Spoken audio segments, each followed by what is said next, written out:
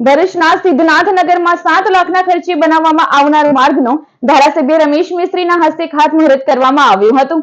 છેલ્લા ઘણા સમયથી ભરૂચના સિદ્ધનાથનગરમાં માર્ગ બિસ્માર બનતા સ્થાનિકોએ પાલિકા કચેરીમાં રજૂઆત કરી હતી, જે રજૂઆતને ધ્યાનમાં રાખી 7 લાખની ગ્રાન્ટ મંજૂર કરવામાં આવી હતી, જે માર્ગનું આજરોજ ધારાસભ્ય રમેશ મિસ્ત્રીના હસ્તે ખાતમુહૂર્ત કરવામાં આવ્યું હતું।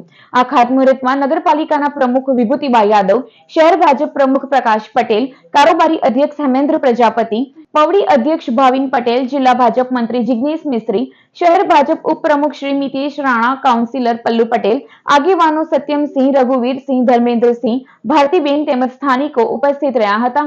આમ આપણા ત્યાં 8 નંબર 9 નંબર આ બે વોર્ડમાં આમ સરેરાશ બહુ ઓછા કામ થયેલા હતા બાકીના વોર્ડોની તુલનામાં, એટલે આ વર્ષે લગભગ એ બેલેન્સ થઈ જશે।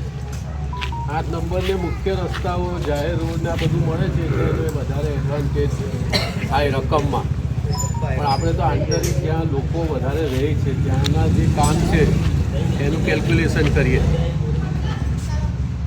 તમને 5 બત્તી સેવાશ્રમવાળો રોડ બી સારો મળ્યો। એક તો એજન્સી તમારી આ જે પ્રવીણભાઈએ બનાવ્યો એ જ આ કામ કરવાના છે। પ્રવીણભાઈ હમણાં બધી અમારી ઘણી બધી એજન્સીઓ કામ કરે, એમાં 1-2 લોકો ખૂબ સારા કામ કરે, એમાં પ્રવીણભાઈ છે, એટલે આ કામ પણ એ સારું જ કરશે।